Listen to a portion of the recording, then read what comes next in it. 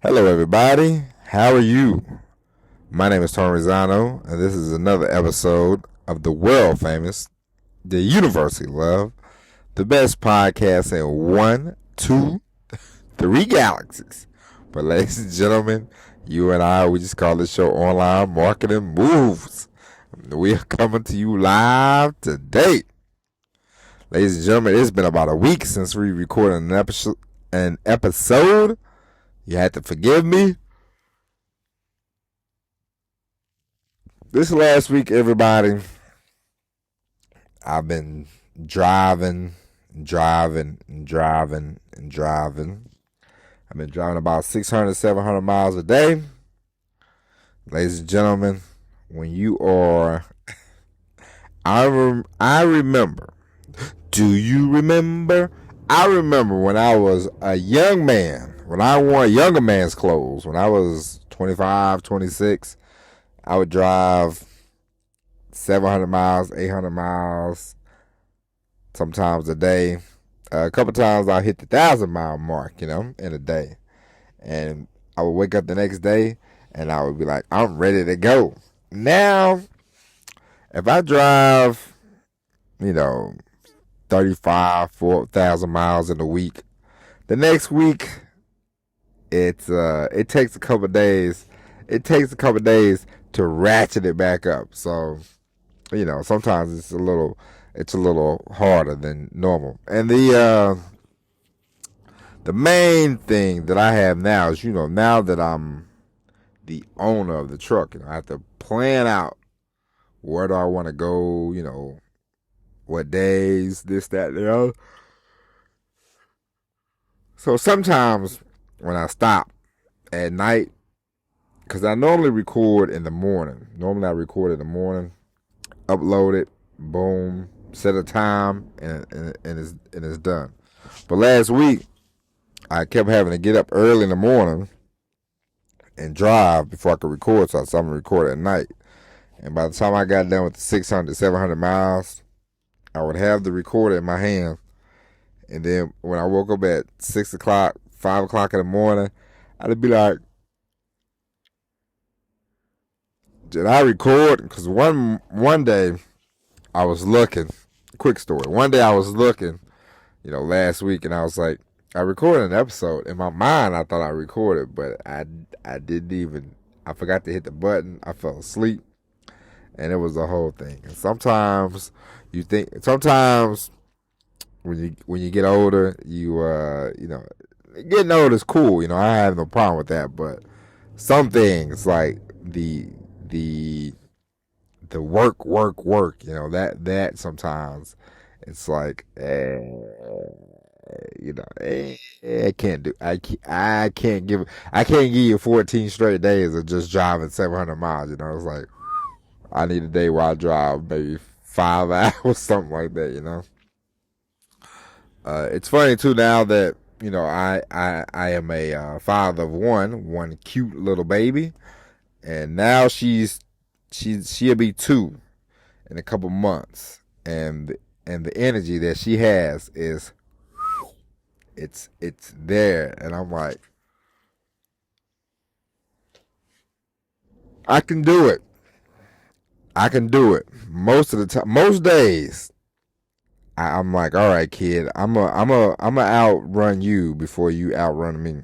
But it's been a couple times that by the end by the 7:30, I'm like, whew. I'll be glad when it's your bedtime because I am exhausted. Okay, but anyway, you gotta take care of yourself. At the end of the day, the moral of all of this, is you have to take care of yourself. You have to make sure you're in shape. You have to make sure you drink your water, you take your vitamins or whatever you do. Me myself, I started taking these. My wife, she hates it, but I bought these like beef liver supplements. It's like organ supplements, and so I bought like beef liver. And actually, maybe it's mental, maybe it's because I'm taking them. I don't know, but I actually feel a little better, and I've gotten a little bit in shape. Not, of course, not as far as I want to be. No 6-pack yet, But I've been doing some jump rope, and when you get in your 40s, you want to improve, but you also want to hang on because it can go. Your metabolism can come to a crawl, and then before you know it, man, you got the handles, you got the man boobs, you got the whole package. So you want to be careful about that, because as we all know, the bigger your stomach gets, the worse off your gut health. That's very important. There's a lot of different things. But anyway, ladies and gentlemen, enough about all that. We have a show to do. Today we're going to talk about something very important. And I was going to talk about this Monday, but obviously we didn't. We was not able to do a show. But I just got done listening. The last couple weeks I've been listening to. First, I went back and re-listened to the Walt Disney book. Walt Disney, he started doing cartoons, started the Disney studio, made it great. And then I decided to listen to a book about Benjamin Franklin. And Benjamin Franklin was, he did something that, back then I guess wasn't really, he basically made like a character out of himself. He wore a certain outfit, he dressed a certain way, he talked a little, he had a rapport about him, and he started writing, and he learned how to market himself, created some value for himself, started making the monies, and then old Benny Franklin, as I like to call him now, because we're best friends, because I spent, I think it was like 16 hours listening to his audiobooks. But me and Benny, we got to know each other. And but the point is, he was a scientist. He didn't go to school to be a scientist. He was a writer. He didn't go to school to be a writer. He did a lot of different things. He got in the government. He wasn't like a politician or whatever, but he got in the government, and he helped write the Declaration of Independence, the Articles of Federation, Confederation, whatever, and something else. I forget now, but But the point is, all of this stuff was done with not a lot of knowledge, not a lot of, like, Walt Disney. He wasn't like, hey, who made Snow White? Let me see if I can figure this out and watch them. No, he had an idea. He wanted to do cartoons. He started doing them. Benjamin Franklin, he did the invention with the kite, the electricity. He wasn't, he wasn't Madame Curie, he wasn't Einstein, but he wanted to start doing science experiments, and he started doing them. The point I'm trying to make is, if there's something that you want to do, you really don't realize how little sometimes, or how much we overvalue studying. Now, I'm not saying, hey, just never study, never look at something. But a lot of times, the problem that we have, me included, a lot of times the problem that people have when it comes to doing something that they actually want to do, it's just to plain old do it. You will be amazed. You will be amazed at what you can. You will be amazed at what the human mind can do when you just say, you know what? Enough is enough.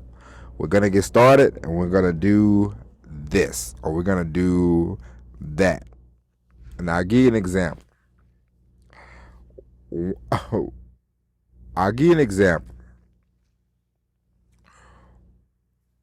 I was young, I went to college for a semester, okay? And I realized that, my parents, college was not gonna be, I was either gonna be in a boatload of debt, which I didn't want that, or, I can just go join the Navy. So I went to college for a semester, and then one day I said, you know what? This is enough. I said, I'm not gonna finish. I can't afford to finish. I'm gonna either be in a boatload of debt that I don't want to be in, or I can just join the Navy and figure out life after that. So never talked to a Navy recruit in my life. Never talked to anybody. I didn't call my parents. Didn't call anybody. I just walked down here. I remember it like yesterday. College campus was a very hilly place. Walked down a hill, walked up another hill, went inside, and I said, "Hey, I would like to know about the Navy. I'm thinking about joining." The guy said, he asked you the standard questions. Have you, you on drugs or whatever? Blah blah blah blah blah blah. Took a sample test. Took the test. He said, "Ooh." He said, "Ooh, you did good. You can get it. You can get it. Basically, almost any kind of job you want." And I said, "All right, that's fine." And then he said, "When do you want to go?" And I said, "Well, next week." And I think this was by October, before Thanksgiving. By October, I was signed up. Boom. No, by I think around the 1st of November, before Thanksgiving. And then when I went home, I said, "Mom and Dad, I'm going to the military." I signed up. And my mom, she was all, "Oh my God, my baby! I can't believe my baby." But the point is, I had no knowledge of the Navy. I had no knowledge. I didn't know what was going on. I didn't know what I was going to get into. I had an uncle. He was in the Navy, but he didn't tell me nothing. So the only thing, I asked him one question. I said, if any of my family, listens to this, they'll enjoy this. And when I mean my family, I mean all of them. The only thing I asked him, because I was thinking about joining the Air Force, and my uncle, I was like, "Hey man, do you have to know how to swim?" I said, I think I might join the Navy or whatever. "Do you have to know how to swim?" And he was like, "Nah, you ain't got to know how to swim. They'll teach you." I said, "Oh, cool." And after that, that was it. And so, and now I'm a top-notch swimmer. Thank you, U.S. Navy. Anyway,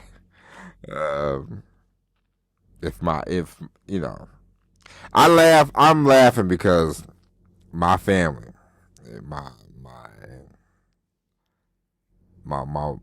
family, my wife's family, the family I was born into, the family I'm married into, the family that I love.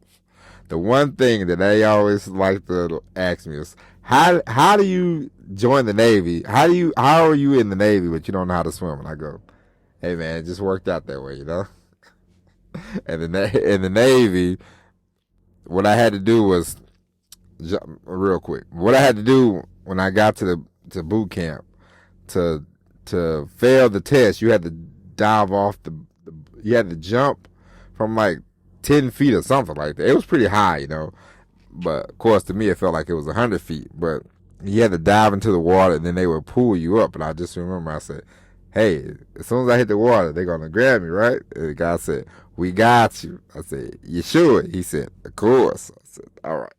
But anyway, the point is, you don't realize a lot of stuff that you just start to do.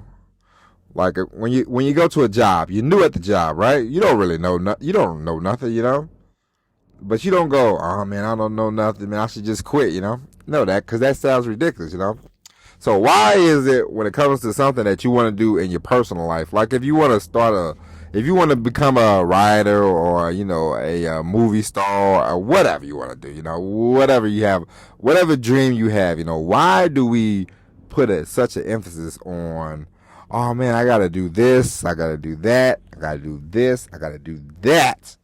before I could start on my dream. I remember I had a conversation with my brother a couple weeks ago. I was talking to my brother, and my brother, he likes to play video. My brother likes to play video games. He's a 46-year-old man playing video games. I guess, I don't get it, but whatever. I like to give him a hard time about that. And so I was visiting him a couple months ago. I was just stopping through, and I said, "Hey," "you ever thought about becoming one of them people on YouTube? They film themselves playing games or whatever?" And he said, "Yeah, I thought about it, but I need the space."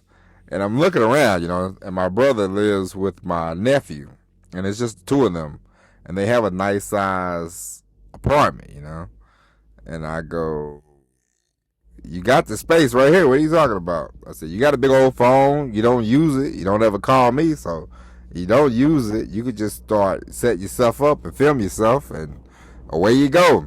And my brother, he gave me all these excuses, But then he'll call me 3 days later. "I'm hurting for money, blah, blah, blah, blah, blah." But it's like, you have something there, something that you like to do, something that you could do, something that you could showcase and you could put online, but you choose not to do it. And he's like, "Well, I don't know anything about that." And it's like, see, that's a lot of times that's the problem. You don't need to know everything about the thing that you want to do. You can do the 80-20 rule. It's like being in a relationship. 80-20 rule is you have to think about it, because a lot of times people want 100%, and you try your best. Like I'm married to a very lovely woman. I love my wife to death. And I try my best, but I know sometimes I do things that she gets annoyed about, and I can't help that. I try. And so it's like, I give 100% effort, but sometimes I'm pretty sure that she's like, if Tony did this or Tony did that, he would be 100% perfect. I'm sure 80% of the time, 80% of the things I do great.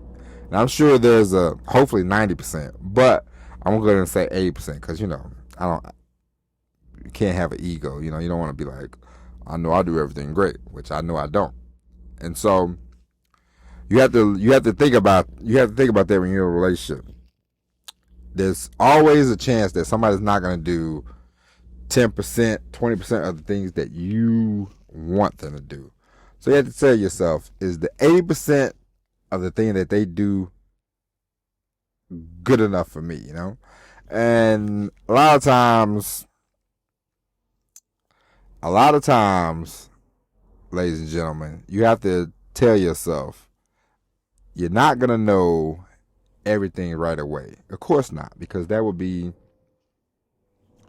if you knew everything already about the subject, about the thing that you want to do, no matter what it is, if you already knew everything about the subject, you would be an expert and you would be a multimillionaire or whatever, So, no, you're not going to be an expert. You're not going to be an expert writer, I remember I started writing poetry, and it was very rhymey, I would rhyme, rose are red, violets are blue, I think you're cute, or whatever, blah, blah, blah. And I would do the poetry, and I would think, and I would go, man, this sucks, this is terrible, but how do you know it's terrible if you're the only one who's reading it, So I said, okay, writing poetry, I'm writing poetry. I enjoy writing poetry, but I'm thinking, if I could make a few bucks off the poems I write, why not try that? And so one day I said, hey, I don't think it's good, but I'm going to send it in to somewhere, I'm going to send it in online and see if they like it or whatever. So I sent it in. The guy emailed me back. He said, "This is great. send more poems. We upload poems on Sundays. Blah blah blah blah blah. Cool cool cool cool cool. So it worked out. But if I would have just thought, man, I don't know anything about poetry. I suck at poetry. Blah blah blah. I'm not gonna get started. Then it would have been a disaster. Point is, and I don't read a lot of poems. I just know I like to write a poetry, but I don't read a lot of poems per se, you know. And so that's it. You, I heard this golfer one time. He was talking about playing golf, and he said they was like, "Hey, do you watch golf when you're at home?" He said, "No. Why? I play it." And so sometimes the point of this whole episode, I know we've been very chatty today, but the point of this episode is it's not about the studying, it's not about the learning, it's not about the let me see what they're doing, this one's doing, that one's doing. It's about you taking action and you doing the thing that you want to do, and let the chips fall where they're at. Okay, you don't have to study everything. My wife, she started a business. She didn't read a bunch of books. She didn't do all this stuff. She she got the business. She learned, and she learned as she went. And a lot of times the practical, the you just doing it is a lot better than you reading it out of a book. I remember when I first started truck driving, and they had us in the classroom for a week, and you learn absolutely nothing. Okay, but once you start going out and driving on your own, and then you see what they was talking about, it's like, all right, now I get what they were saying. Because in the first week, they're talking about, hey, you got to do this and you got to do that, and you got to back up over here and grab the BOL, and you're like, what's a BOL? What are they talking about? Why this? Why that? It's annoying. But once you see it for yourself, or once you start doing it, then it clears up a lot of things. And a lot of times, if we just start doing the thing that we actually want to do, it clears up a lot of things. It takes care of the learning. Oh, I need to learn this. I need to learn that. It's great. It's great if you want to read books. It's great if you want to learn from a book. But sometimes overlearn it is the detriment to all of us. Sometimes we use that as a crutch. Oh, I don't know. I don't know. I don't know. I don't know. But the thing that I learned this week from Walt Disney, Benjamin Franklin, Steve Jobs. I'm going to listen to his book tomorrow. The thing that I learned from all these guys, I listened to a book about George Washington Carver. How he started off, he was a slave, and they freed him, and he learned how to read, and he decided to go get his education, and before you know it, he was the president of the Tuskegee Institute. And so that's the guy who, when he grew up, he didn't even know how to read, and he applied himself, and he just took off from there. And so from all these people from way back when, and people now, even look at Barack Obama. Barack Obama, he wasn't a lifelong politician. He was the state senator. He got one term as a senator in the United States, and before you know it, Barack Obama is the president of the United States. And he learned on the job. He wasn't in the Senate for 30 years when they go, we think Barack's a pretty good senator. We should make him. No, he struck while the iron is hot. And so for all of us, sometimes we just need a reminder that, hey, you don't have to know everything. You don't have to read everything. You don't have to, you don't have to have all the knowledge in the world to get started on whatever it is you want to do. You want to be owner of a pet shop. You don't know anything about running a pet shop. You'll learn as you go. It's the same as whatever. I was gonna say it's the same as I bought this truck. I knew about loads or whatever, but I didn't know how to find a find a route and find something that I can just do over and over. And then I had to learn on the fly, and it took a good couple weeks to really get the hang of it. In a month, and now I just know I'm like, all right, I want to go here, I want to go there. I go to the same spots, and so for all of us, sometimes the to learn as you go, learn as you do it. Sometimes is the best method that you can have. And so, for you, for me, for all of us, if you ever telling yourself you want to do something, and then you go, I can't. You have to say pause, stop, and say, let me just get started. And then in 6 months you'll see how far you've gotten. All right. And so, ladies and gentlemen, that is it. I know this has been a very long-winded podcast, but I appreciate you listening. Um, go back, listen to all the other episodes that you want, and we will be back tomorrow with the all new episode of Online Marketing Moves. But until then, my name is Tony Rizzano. Thank you for listening. God bless. And as always, everybody, peace.